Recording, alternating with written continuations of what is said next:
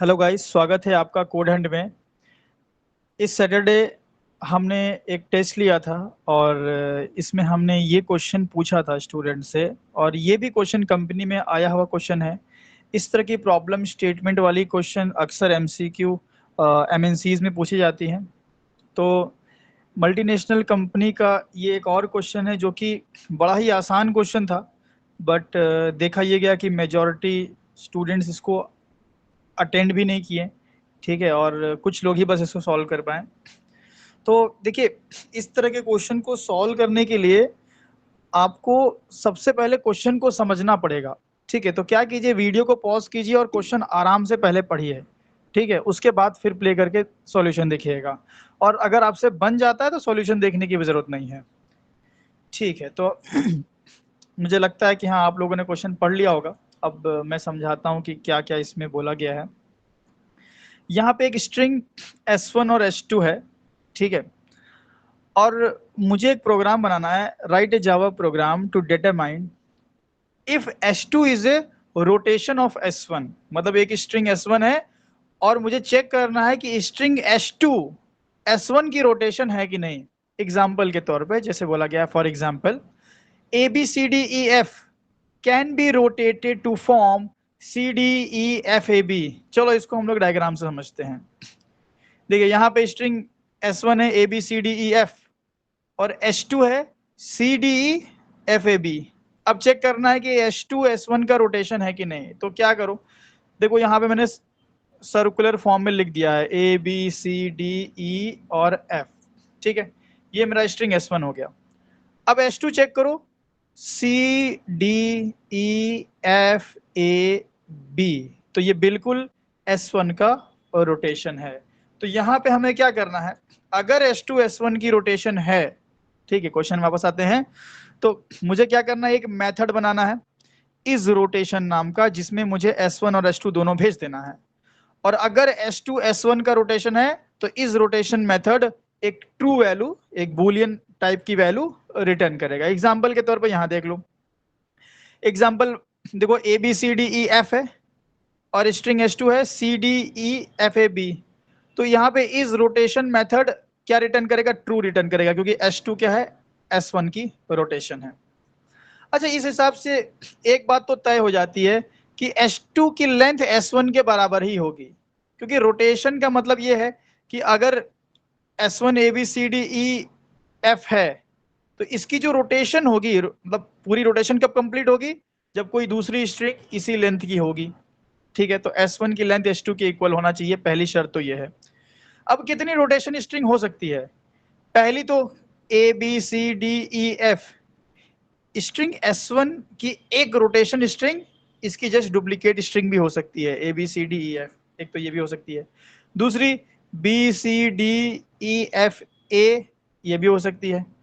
तीसरी C से अगर स्टार्ट करें तो घुमा के अगर हम B तक चल जाएं, फिर अगर हम D से स्टार्ट करें तो घुमा करके हम C तक आ जाएं, और अगर हम E से स्टार्ट करते हैं, ठीक है, अगर E से स्टार्ट करते हैं तो घूम के हम D तक आ जाएं, और अगर F से स्टार्ट करते हैं तो घूम के हम E तक आ जाएं।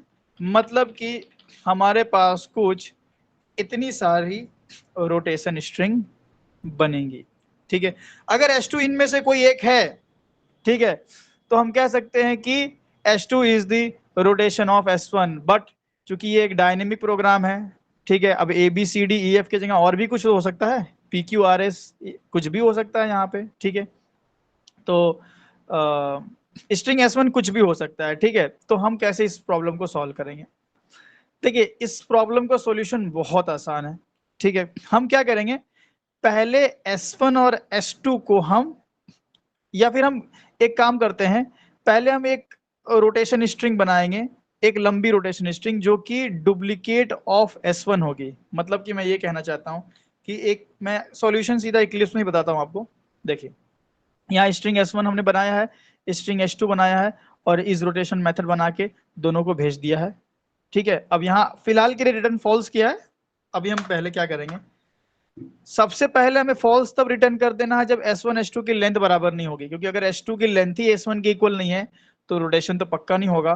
तो हम लिखेंगे इफ S2 डॉट लेंथ, ठीक है, not equal to S1 dot length. अगर भाई ऐसा केस है, ठीक है, लेंथ अगर बराबर नहीं है तो ये पक्की बात है कि S2 S1 की रोटेशन नहीं है, तो यहाँ पे हम रिटर्न कर लेंगे फॉल्स, ठीक है। और अगर S2 की लेंथ S1 के बराबर है तो फिर हम चेक करेंगे कि भाई रोटेशन है कि नहीं। कब रोटेशन नहीं होगा, मान लो एक डेमो के लिए मैं आपको एक स्ट्रिंग बताऊं, मान लो S2 ये होता B C D A F E, suppose that S2 ये होता, तो यहाँ पे हमें फॉल्स रिटर्न करना होगा। क्यों? क्योंकि ये एक रोटेशन स्ट्रिंग नहीं है। देख लो यहाँ पे बी सी डी, यहाँ तक तो ठीक है, रोटेट हो रहा था, लेकिन डायरेक्ट ए पे चल गया, ठीक है, और फिर एफ ई, तो ये कोई रोटेशन थोड़ी हुआ है ना। तो अगर ऐसी कोई स्ट्रिंग है, ठीक है, तो हमें फॉल्स रिटर्न करना है। तो हम क्या करेंगे, सबसे पहले हम S1 को 2 बार कॉन्कैटिनेट कर देंगे, ठीक है। S1 को 2 बार अगर आप कॉन्कैटिनेट करो, मैं यहाँ पे अगर आपको करके दिखाऊं, यहीं पे समझ में आ जाएगा आपको। S1 को हम यहाँ 2 बार अगर कॉन्कैटिनेट करें तो कुछ ऐसा हमारे पास आएगा, A B C D E F, फिर A B C D E F. ये 2 बार हमने S1 को कॉन्कैटिनेट यहाँ कर दिया। मैं इसका कलर चेंज कर लेता हूँ। अब ये क्या है, S1 प्लस S1, 2 बार S1 को कॉन्कैटिनेट कर दिया। अगर S2 S1 की रोटेशन है तो ये सारी जितनी भी इसकी रोटेशन स्ट्रिंग होंगी वो इसमें जरूर एग्जिस्ट करेंगी। देख लो आप यहाँ पे A B C D E F, तो यहाँ पे आ रहा है B C D E F, ठीक है, तो B C D F A, sorry, है ना, B C D E F A, देखो ये यहाँ पे एग्जिस्ट कर रहा है। फिर C D E F A B, देखो C D E F A B, तो यहाँ यहाँ एग्जिस्ट कर रहा है। मतलब कि आपको क्या करना है, S1 को 2 बार कॉन्कैटिनेट करके, मतलब S1 प्लस S1 करके जो स्ट्रिंग आएगी उसमें चेक कर लेना कि S2 एग्जिस्ट करता है कि नहीं, बस हो गया काम। तो प्रॉब्लम बहुत सिंपल थी, लेकिन चूंकि इतना बढ़ा चढ़ा के लिखा गया था इसमें कि लग रहा था कि बहुत ही कॉम्प्लेक्स प्रॉब्लम है, और ऐसा ही होता है। प्रॉब्लम हमें कॉम्प्लेक्स दिखाई जाती है, अगर आपको लॉजिक समझ में आ गया तो सब कुछ इजी हो जाता है। और यहाँ कंस्ट्रेंट्स भी बोला गया कि S1 S2 will consist only lower case, ठीक है, तो लोअर केस में करना है। एग्जाम्पल में हमने अपर केस में लिख के रखा हो यहाँ पे समझाने के लिए, लेकिन ये सब लोअर केस में रहेगा, ठीक है।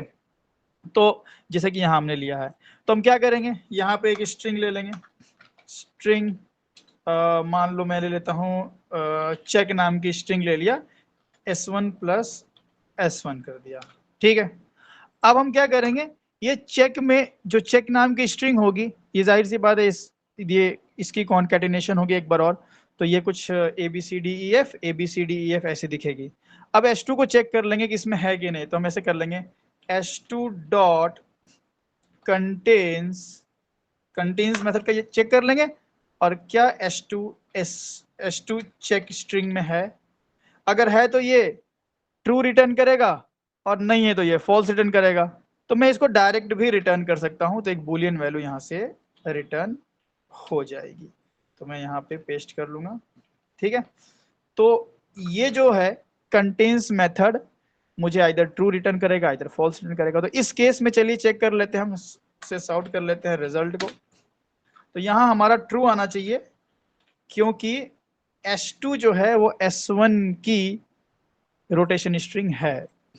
चलिए रन किया हमने इसको, तो यहाँ पे अगर देखें सी डी कुछ तो लग रहा मिस हो गया है, C D E F A B, तो अगर लेंथ हमारी S2 और S1 की इक्वल है, यहाँ पे कुछ तो गड़बड़ हुई है, मैं चेक कर लेता हूँ। यहाँ पे क्या करेंगे, चेक डॉट कंटेन्स, की चेक कंटेन्स करता है कि नहीं, चेक डॉट कंटेन्स S2, ठीक है। हमने क्या किया यहाँ पे, उल्टा चेक कर, देखो इस तरह की भी मिस्टेक अगर करते हो तो फिर क्या है, आपको डिजायर आउटपुट नहीं मिलेगा। कि चेक S2 को कंटेन करता है कि नहीं है, क्योंकि चेक है ना, मतलब चेक S1 का डबल है, ठीक है। तो इस केस में अब हमें यहाँ ट्रू देखने को मिल जाएगा, यहाँ पे ट्रू आ रहा है। तो चलिए कोई दूसरी स्ट्रिंग भी चेक कर लेते हैं हम लोग कि भाई इसके अलावा और कोई स्ट्रिंग, जैसे मान लीजिए मैंने ले लिया बी सी ई एफ, ठीक है, B C F A D, तो ये एक रोटेशन स्ट्रिंग नहीं है, ठीक है, तो फॉल्स आना चाहिए। तो यहाँ पे देखिए फॉल्स आ रहा है। और अगर छोटी स्ट्रिंग कोई ले लिया हमने तो यहीं से फॉल्स आ जाएगा, ठीक है, क्योंकि लेंथ इक्वल नहीं है।